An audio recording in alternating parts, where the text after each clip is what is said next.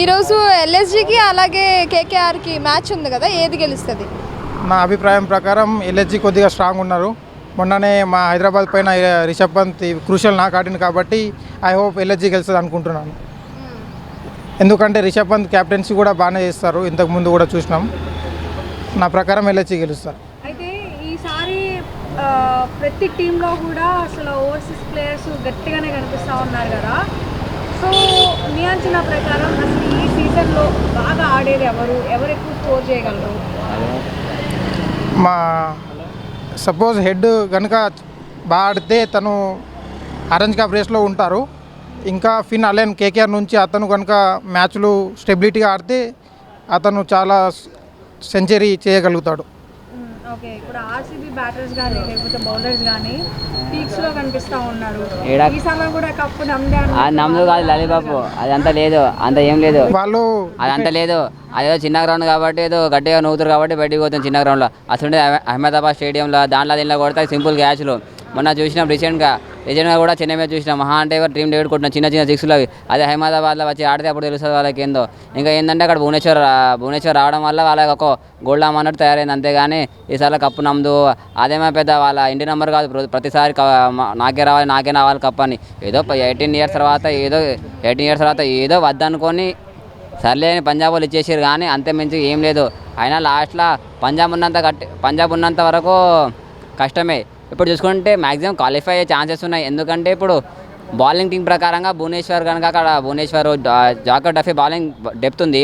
ఇప్పుడు చూసుకుంటే మనం రీసెంట్గా అంత పెద్ద టీం ముంబైని నిన్న కొద్దిగా అటు ఇటు అయింది టార్గెట్ని చూసి. అంత పెద్ద టాప్ ఆర్డర్ ఇంటర్నేషనల్ బౌలర్స్ ఉన్నా కూడా అలాంటి మరి కప్పు నమ్దు కాదు అక్కడ లాలీపాప్ అక్కడ అవన్నీ అయింది. అదే లాలీపాప్ టీమే అంతే, లాలీపాప్ టీమే నమ్దు గిమ్దు అక్కడ ఏం నడవదు అక్క, అంత ఉండదు. అదే అక్క, అదే సిఎస్కేలో ఏంటంటే ఫస్ట్ రుతురాజ్ క్యాప్టెన్సీ ఏంటంటే అక్కడ వీక్ ఏమైందంటే నూర్ అహ్మద్కి డెత్ ఓవర్స్లో ఇచ్చేసిండు. ఏంటంటే ఇప్పుడు ఆల్రెడీ ఫామ్లో ఉన్నాడు రజత్ పటిదార్, స్పిన్కి ఒక good player, world classic player Rajat Patidar, ఇంకా టిమ్ డేవిడ్ అసొంటి హిట్ అప్పుడు ఉన్నప్పుడు ఏంటంటే వాళ్ళకి క్యాప్టెన్సీ ఆయనకి ఇచ్చింది కాబట్టి ఆయన కూడా సరే ఇదే సమయం కాబట్టి క్లిక్ అయ్యాడు టిమ్ డేవిడ్ అన్నట్టు. ఒకవేళ కనుక ఒకవేళ ఓవర్టన్ ఇంతకుముందు ఓవరే 6 రన్లు ఇచ్చినుండే, దానికంటే ముందు ఓవర్లోనే ఓవర్టన్ మంచిగా వేసినుండే. ఈయన ఇప్పుడు దానివల్ల ఏమైందంటే వాళ్ళకి ఏంటంటే ఇంకా లాస్ట్ 2 ఓవర్లే కదా. ఇప్పుడు చూసుకుంటే వాళ్ళు ఓడిపోయింది 43 రన్సే. ఆ 43 రన్స్ ఎప్పుడు కొట్టిరు? లాస్ట్ 2 ఓవర్స్లో కొట్టిరు. లాస్ట్ ఓవర్లో 30, దానికంటే ముందు 20 6 రన్లతో గెలిచారు ఆర్సీబీ. ఒకసారి కొట్టేసేది కూడా 43తో గెలిచారు వాళ్ళు అంతే. ఒకవేళ ఆ 2 ఓవర్లు కనుక గట్టికి పడాల్సింది అప్పుడు ఏమవుతుండే? అంతే కదా, 2 ఓవర్లు గట్టిగా పడి ఉంటే లాస్ట్ ఓవర్ ఒకటి మైనస్ అయింది అంతే. ఎల్ఎస్జికి అలాగే కేకేఆర్కి మ్యాచ్ ఉంది కదా, ఈ రెండిట్లో ఏది గెలవబోతుందని మీరు అనుకుంటున్నారు? ఇప్పుడు నేను నా ప్రకారం ఏంటంటే కేకేఆర్ గెలుస్తుంది అనుకుంటున్నా. ఎందుకంటే ఇప్పుడు మేబీ చూసుకుంటే ఎందుకనంటే ఇప్పుడు పిచ్ని ప్రకారంగా చెప్పచ్చు. ఎందుకంటే ఇప్పుడు పిచ్ ఒకవేళ బ్యాటింగ్ పిచ్ ఉందనుకో కేకేఆర్ తగ్గరు. కేకేఆర్ బ్యాటింగ్ ఆర్డర్ చూసుకుంటే ఇప్పుడు మామూలుగా లేదు దూరంగా. ఇప్పుడు ఎందుకని అంటే ఇప్పుడు నిన్న ఎల్ఏజీలో బౌలింగ్ ఆర్డర్ బాగుంది. మొహమ్మద్ షమి కానీ, ప్రిన్స్ యాదవ్ కానీ, మోహిత్ శర్మ కానీ బాగుంది, బౌలింగ్ అటాక్ బాగానే ఉంది. బట్ ఇక్కడ ఏంటంటే ఇక్కడ పిచ్ బౌలింగ్ ఆర్డర్ కాదు, మన బ్యాటింగ్ ఆర్డర్ కూడా ఉండాలి. మొన్న మనం చూసినాం హైదరాబాద్ వాళ్ళు ఎంత స్ట్రగల్ అయ్యారో బై మిస్టేక్లో కనుక అదే ఉన్నత్ ప్లేస్లో కనుక నితీష్ కుమార్ రెడ్డి కనుక వీళ్ళకి మ్యాచ్ ఇస్తే మేబీ హైదరాబాద్ గెలిచేది మ్యాక్సిమం ఛాన్సెస్ ఉండేవి. ఉన్నత్ ఏంటంటే ఉన్నత్ ప్రెజర్ హ్యాండిల్ చేయలేడు అన్నట్టు ఆడిర్రు. అంతేగాని ఇప్పుడు మనం బ్యాటింగ్ ఆర్డర్ చూసుకుంటే కూడా వాళ్ళు అంతా చేసి కూడా కష్టపడతారు. అదే మనం కలకత్తా చూసుకుంటే అది చాలా డెప్త్ ఉన్న బ్యాటింగ్. వాళ్ళు ఇప్పుడు ఒక్కళ్ళు క్లిక్ కాకపోయినా ఎవరికైనా ఒక్కటి క్లిక్ కావాలి ఆరామ్సే 200, 300 కొట్టేస్తారు, 200 to 30 కొట్టేస్తారు ఆరామ్సే. అంత డెప్త్ బ్యాటర్. ఇప్పుడు బై మిస్టేక్లో కనుక రహానే చేంజ్ అయితే తీసుకొచ్చి సునీల్ నారాయణని, ఫిల్ ఆనంద్ని కనుక ఓపెనర్ తెచ్చుకున్నాకో 300 పక్క కేకేఆర్ తరపున. ఎందుకంటే ఇప్పుడు రింకు సింగ్ ఉన్నాడు, రమన్దీప్ సింగ్ ఉన్నాడు, సూర్యవంశీ అయితే అబ్సల్యూట్లీ అవుట్ ఆఫ్ ఫామ్ అయితే మామూలుగా లేదు సూర్యవంశీది. అటువంటి ప్లేయర్ కనుక ఇలా బౌలింగ్ అటాక్ని కనుక క్లిక్ అయినారనుకో పక్కా 230 హైయెస్ట్ స్కోర్ ఉండొచ్చు అని రేపు highest score maybe highest scoring match ఉండొచ్చు.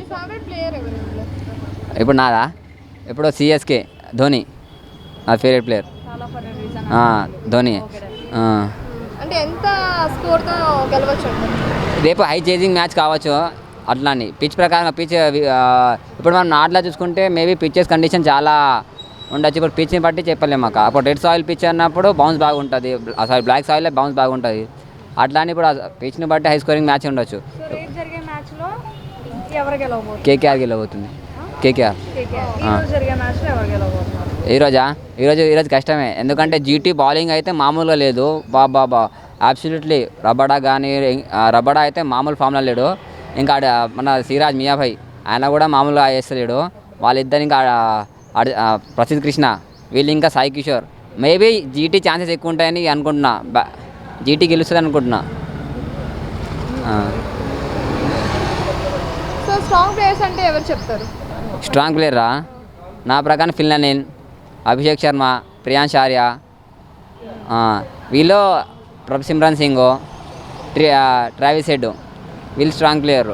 ఇప్పుడు డెత్ ఓవర్స్ వచ్చేసరికి హార్దిక్ పాండ్యా డెత్ ఓవర్స్లో వచ్చేసరికి ఇప్పుడు హార్దిక్ పాండ్యా బాగానే ఆడతాడు డెత్ ఓవర్స్లో.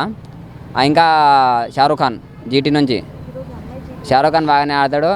ఇంకా పంజాబ్ నుంచి మార్కస్ స్టోయినిస్, అదైనా ఎప్పుడైనా ఎట్లా హ్యాండిల్ చేయాలో నాకు తెలుసు.